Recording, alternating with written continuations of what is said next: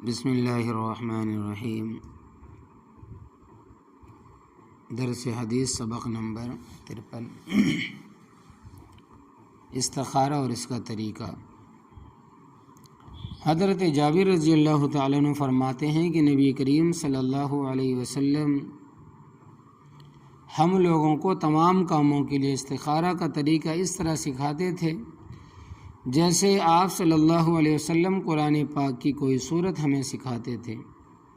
آپ استخارہ کا طریقہ یوں بتلاتے تھے کہ جب تم میں سے کسی شخص کا کسی غیر معمولی اور اہم کام کو انجام دینے کا ارادہ ہو تو 2 رکعت نماز نفل پڑھے اور اس کے بعد یہ دعا پڑھے: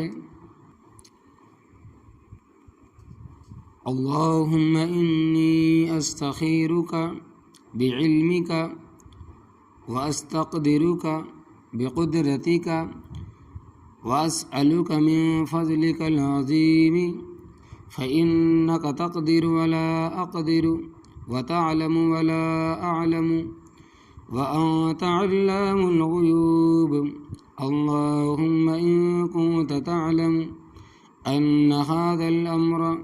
اس جگہ اپنے مطلب کا خیال کرے، آپ کے دل میں جو کام ہے اس کا خیال کر لے۔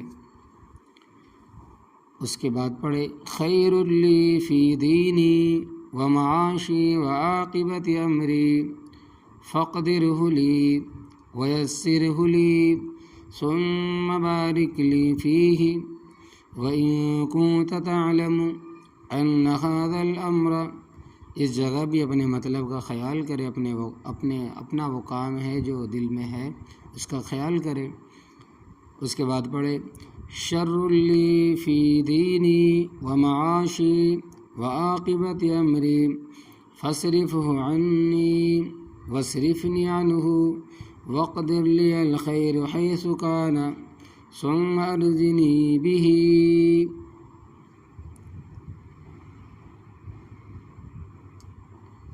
ترجمہ: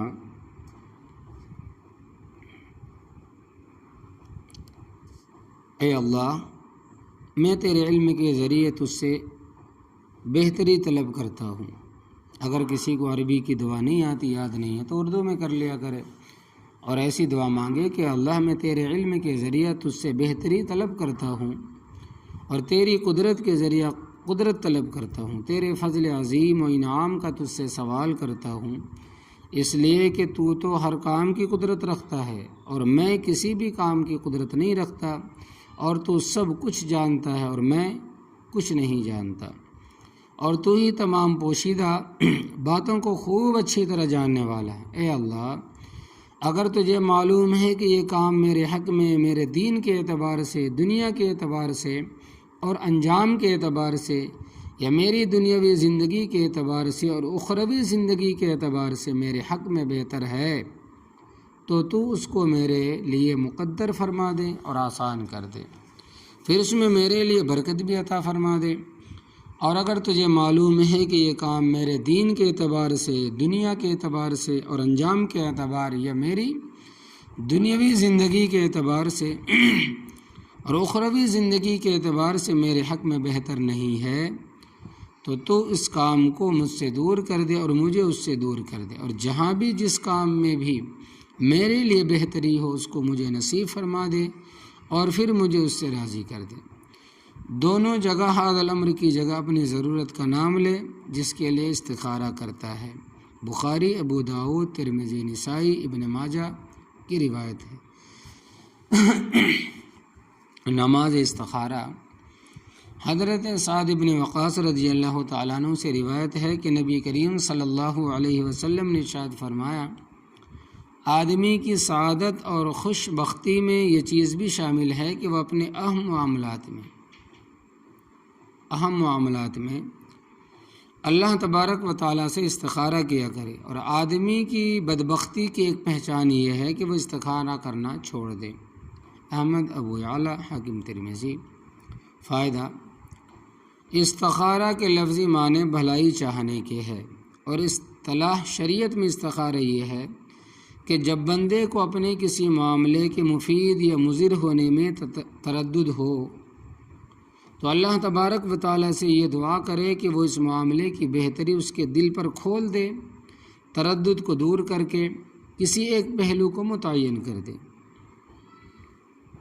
جس میں خیر ہو، بلائی ہو، اچھائی ہو۔ استخارہ چونکہ اللہ تبارک و تعالیٰ سے ایک طرح کا مشورہ لینا ہے، اور اللہ تبارک و تعالیٰ کو ہر چیز کا پورا علم ہے، اس لیے جس کام کے لیے استخارہ کیا جائے اس میں انشاءاللہ تبارک و تعالیٰ کوئی نقصان نہیں ہو سکتا۔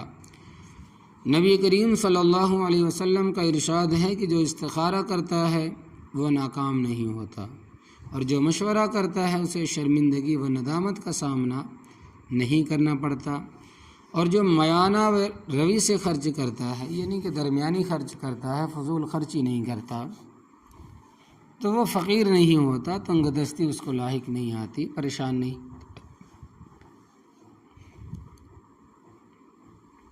حدیث بالا میں آدمی کی سعادت استخارہ میں فرمائی ہے، اس لیے ہر کام میں کامیابی اور ناکامی دونوں کے امکانات موجود ہیں، اور جو شخص پہلے استخارہ کر کے اس کے برے بھلے کو معلوم کر لیتا ہے اور اس کے بعد قدم اٹھاتا ہے، وہ بلا شبہ خوش قسمت اور سعادت مند ہے۔ بندوں کا علم ناقص ہے، بسا اوقات ایسا ہوتا ہے کہ کوئی بندہ ایک کام کرنا چاہتا ہے اور اس کا انجام اس کے حق میں اچھا نہیں ہوتا۔ نبی کریم صلی اللہ علیہ وسلم نے اس کے لیے صلاۃ استخارہ تعلیم فرمائی اور بتایا کہ جب کوئی خاص اور اہم کام درپیش ہو تو 2 رکعت نماز پڑھ کے اللہ تبارک و تعالیٰ سے رہنمائی اور توفیق خیر کی دعا کر لیا کرو۔ بہرحال یہ صلاۃ استغفار، صلاۃ الحاجات، صلاۃ استخارہ عظیم نعمتیں ہیں جو اس امت کو رسول اللہ صلی اللہ علیہ وسلم کے ذریعہ ملی ہے۔ اللہ تبارک و تعالی ہم کو ان سے فائدہ اٹھانے کی توفیق دے۔ فائدہ استخارہ کے متعلق چند اہم باتیں درج ذیل ہیں۔ نمبر 1، استخارہ انہی کاموں کے لیے کیا جاتا ہے جن کا خیر یا شر ہونا مشکوک ہو، شک میں ہو، لہذا جو کام شرعاً و اخلاقاً واجب اور ضروری ہے یا ناجائز و حرام ہے ان کے لیے استخارہ نہیں ہو سکتا۔ نمبر 2، استخارہ کی دعا پڑھنے کے بعد کسی سے بات چیت کیے بغیر پاک بستر پر قبلہ رو داہنی کروٹ پر سو جانا چاہیے، اور اٹھنے کے بعد جس طرف طبیعت کا رجحان زیادہ ہو اللہ تبارک و تعالیٰ کا نام لے اور بس کام شروع کر دینا چاہیے۔ اللہ تبارک و تعالیٰ کا نام لے کر وہی کام شروع کر دینا چاہیے۔ اگر پہلے دن کسی ایک رائے پر نہ جمے تو دوسرے دن بھی سیرا کرنا چاہیے۔ حضرت انس بن مالک رضی اللہ تعالیٰ عنہ سے روایت ہے،